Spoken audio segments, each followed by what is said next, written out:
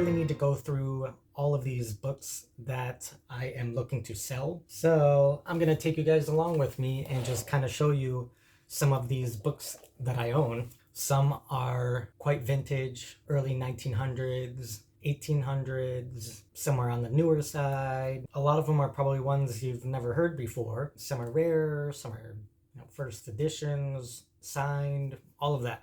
So we're going to go through those, so I can get them ready to list them online.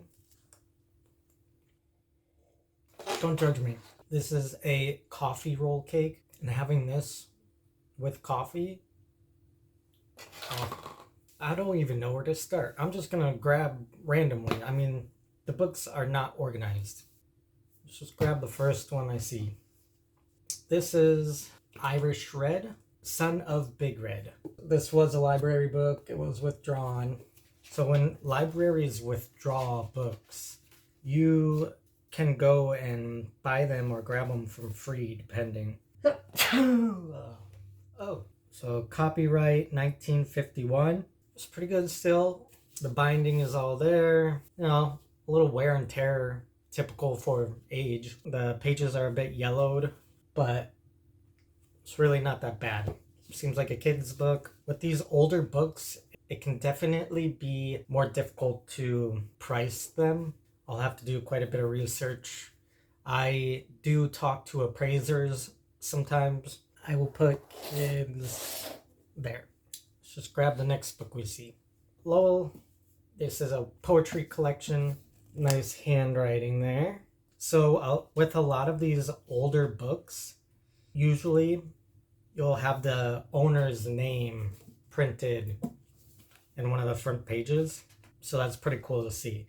This one is from 1894. This is a poetry collection from James Russell Lowell. And this is his first complete edition of his poems. And it's inscribed to George William Curtis. Everything is well put together here. The pages aren't torn or anything. There's a little bit of wear here. Overall, this book is still very well put together. Poetry, we'll put here.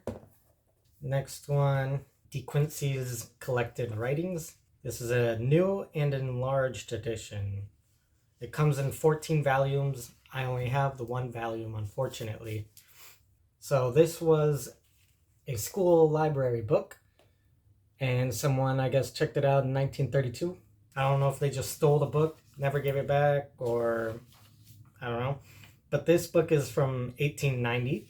I love these books from the 1800s. They're just so well put together, handcrafted. Such work got put into them. We got some wear and tear here, unfortunately. But none of the pages are torn. They're all still connected to the spine. Yeah, I'll have to do some research to see how much that one is. Next book, The Words of Ghandi. So this is like a collection of quotes by Ghandi, basically. This is a newer book compared to the others we were just looking at. First edition, 1982. Comes with the original bookmark. I have already listed this one, actually. So I'll put this in the already listed pile. Let's see. Let's just pick a random... Oh, this one. So this is an old recipe book, an old cookbook. And I actually just sold it today. Sorry if you wanted it. But it's a Household Searchlight recipe book. 1934. But you got the tabbed pages here. And yeah, you just got a bunch of cool old recipes. And in the back of the book, you have handwritten recipes that someone has added. I love seeing this old handwriting. It makes me jealous. I want to learn how to write like that. All right, let's see, next book. The Spectator in London. Essays by Addison and Steele. So we have someone that wrote in here their name and then Xmas 1899. So we know that it is at least from 1899. And with a lot of these older books in the 1800s and early 1900s, they don't have a year in them or even like a publication page, page with all that information on it. A lot of them don't have. So if I show you, this is the first page, and then this is the next page, and then it just goes right to preface and right to the story. So it doesn't have much information in it. We can only guesstimate that this is from 1899. I did post this book already, just some essays about what people observed in London at this time. Yeah, I'm gonna put this in the already listed pile. Another book I have, this is a newer book, From Potter's Field by Patricia Cornwell. This is part of a big series, I believe. I, Dr. K. Scarpetta, do solemnly swear I will faithfully and impartially discharge all of the duties incumbent upon me. And I thought about keeping it. I'm not sure if I'll ever get to that series, but I did hear it was actually pretty good. This one I'm kind of on the fence about. I might keep it. If I don't, I'm probably just going to donate it. We'll put it in the donation pile for now. Next, A Drummer's Beat to Mend. This is an autographed edition, and it's like a interracial romance book. One of them is like from Japan, I think, and the other is from somewhere else. So I'm gonna put this in autographed books. All right, next book, Abandoned Ship by Richard F. Newcomb. I don't have the dust cover, unfortunately. For a lot of them, I don't. Pretty nice looking inside. 1958. So this is quite good condition for 1958. It does have an Ex Libris in it for Pearl and Lester Norden. Ex Libris is basically like a sticker you can get for your book that marks it as yours. You got your name on it and you just pasted it in there. And it's about the death of the USS Indianapolis. Next book. This is the Handbook of Archeology. It's by Westrop. And this is one of the rare books that I have. I talked a little bit about it before. This is from 1867. I have already listed it for sale. It's quite on the pricier side. I did get this appraised too. So I put the appraisal in there. Look how cool this is. If I could keep all these, I would. There are illustrations and everything in here too. It does have some wear and tear, but all the pages are still attached completely, it looks like. You can still open it pretty nicely. You just got to be a little bit careful. It's slightly fragile. It could come off the binding just a bit when you open it. It's just a really interesting book. It would be great for, archaeologists, historians, scholars. Really, really cool book. I'm going to put it over here, careful antique collection. I got one of the Harry Potter books. This is not even a first edition. It's in bad condition. I'll probably put it in like one of those little free libraries that you see around. Another book I have, newer book, Epic Tales, African Myths and Tales. It is newer, so yeah. I already listed it, so I'll put it over here. I got a Spanish workbook here. No one has written in it or anything, so that's nice. I live in Texas, and Spanish is a very important language for people to learn, so I think I'm just gonna donate it. Guinness Book of World Records. I think this one is from the 50s, 1966. It's just, all of the Guinness World Records at that time. I'm either going to list it or donate it. Next book is another quite old book that I have. I've already listed it too. It's Rovings on Land and Sea. I think this is actually the oldest book I have here right now, I think. but it is from 1860. It's very well put together still. You know, the spine is still very strong. Of course, has wear and tear. It has some cool old writing inside, typical of 1800s. I already listed it. Go in the listing pile. Yeah. Next book, Emotional Phases of a Woman's Life, by Jean Lush. I think this is from like the 1980s, 1987. I believe it's actually like a very woman's mental health conscious book. Girls rule, women are funny, get over it. That's just what I was finding when looking into it. So I'll put that there. I already listed it. Next book. This is another very rare book I have, but it's also a very niche book. If you're in Texas and you're very religious or like statistics or, you know, part of the Baptist church or anything, this might be for you. It is the Texas Baptist Statistics of 1895. I was researching a lot online and I couldn't find anyone that posted an original of this book. It was all reprints from 100 years later, from 1985. So this is an original, and it is possibly the book owned by the author because it's very light and hard to see, but the author's name is there on the top of this first page, James Milton Carroll. Next book is Super Learning, published 1980, 7th printing, not a first edition or anything. Yeah, this is just like a nonfiction and, you know, helping you learn how to learn. We'll put that one right there in the nonfiction.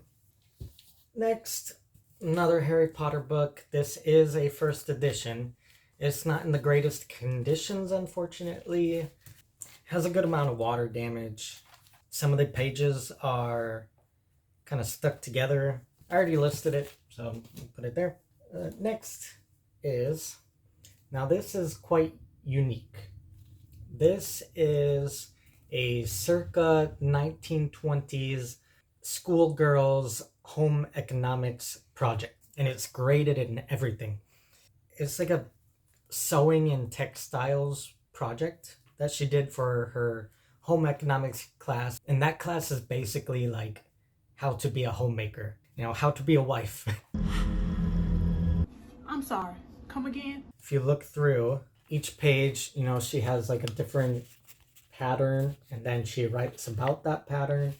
It's just like a little taste into history of the 1920s when girls were learning in school how to be a wife, how to cook, how to clean, how to sew. Look at this handwriting. The teacher's handwriting, you know, basically saying good work, good job. It looks like she got a 85%. She did well. I have put it for sale already. It was kind of hard to figure out a price for it.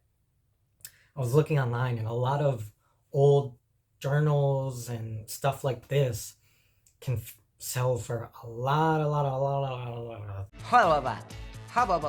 thousands, but I don't think hers is worth that much.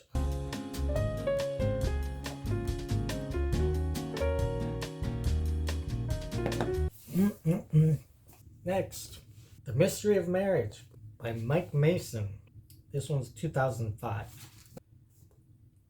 I might just donate it. Yeah, I'm gonna put it on donation pile for now. Next. So a lot of these books, I got them from a garage sale, and I was talking to that guy, and he got many of these books from abandoned storage units. I guess one unit had a whole bunch of art books, so I'm gonna have like this big art book pile somewhere. So this is one of them, Philosophy in a New Way, or a New Key, sorry. A Study in the Symbolism of Reason, Right, and Art. This one is 1951. I'm probably going to list like a bundle of art books together. So, but yeah, we're gonna have a big art pile. I'll put it here. So we got another one, A Social History of Art, 1951. I'm guessing someone was going to school for art in the 1950s. And these were all probably school books. So we'll put that in the art pile. Next, Yellowstone Country. This is like a coffee table book that you see when you're in an office waiting room or something. 1989.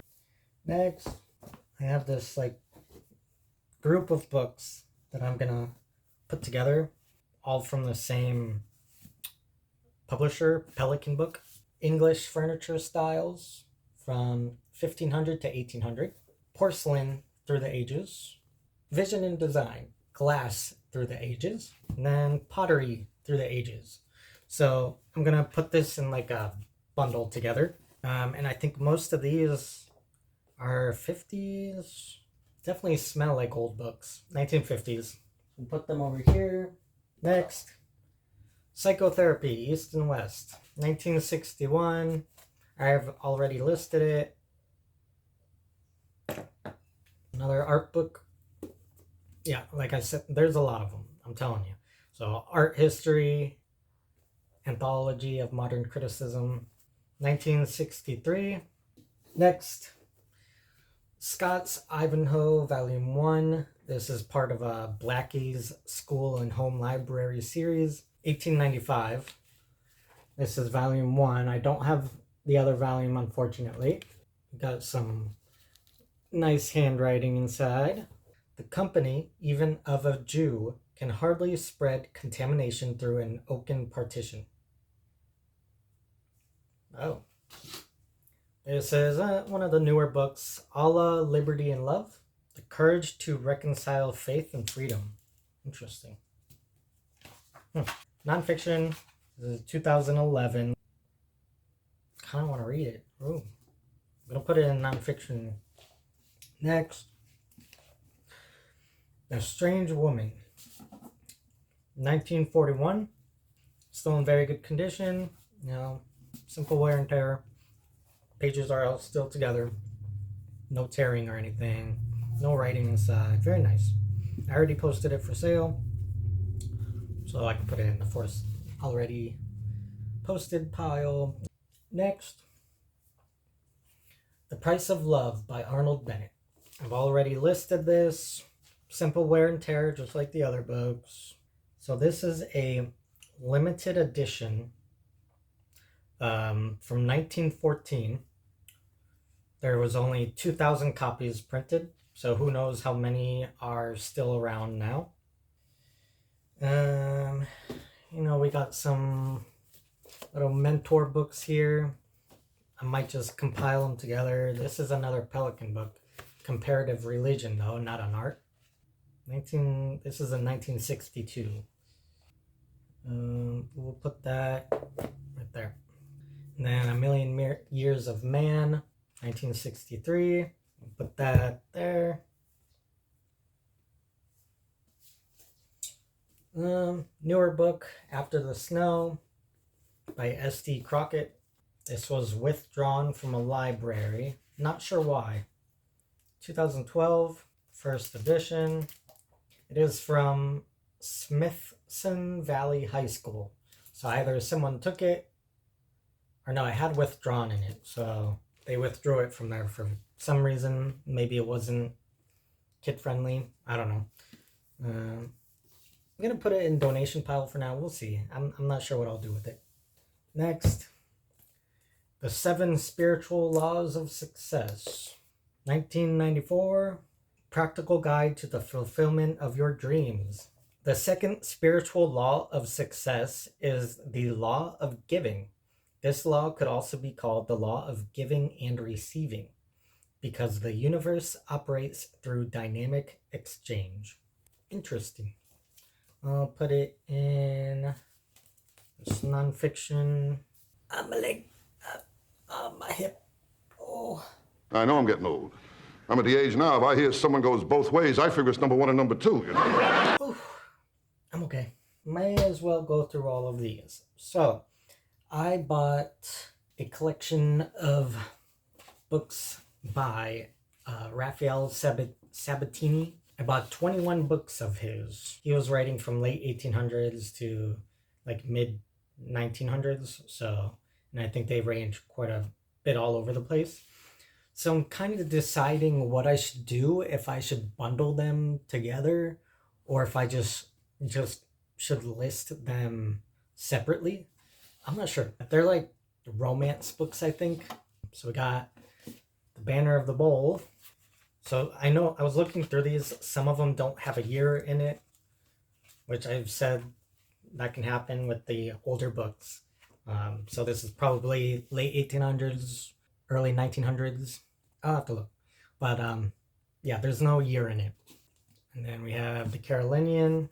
So someone wrote in here from 1925.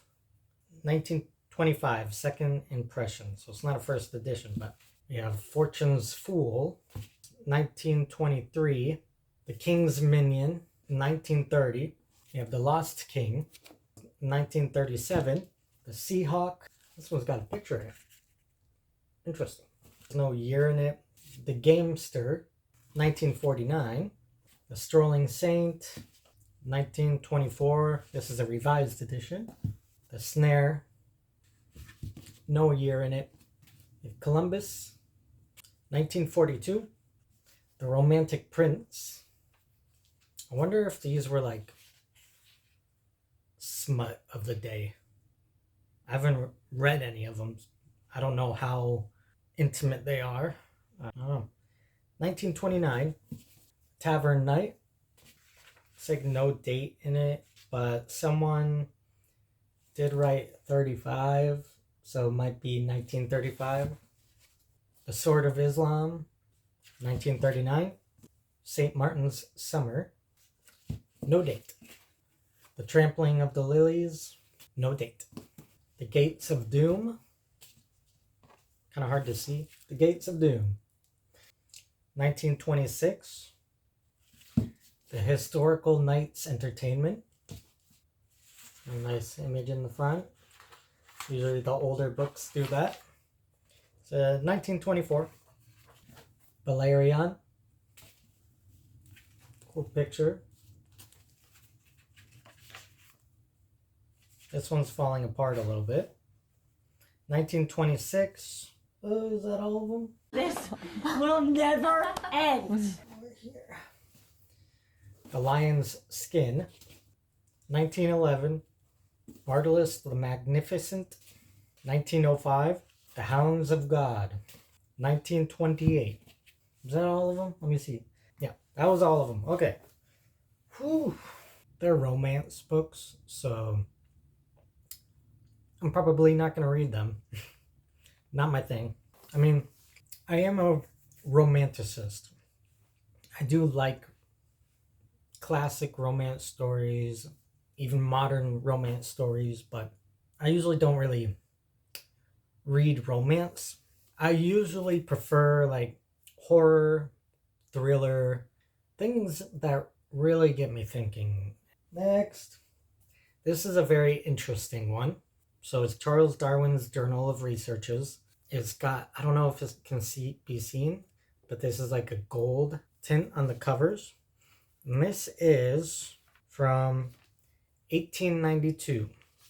I'll show you. It is quite worn. It is a bit fragile. I have to be kind of careful here. So you can see Charles Darwin there. There's illustrations. Like I said, it is not in the best condition.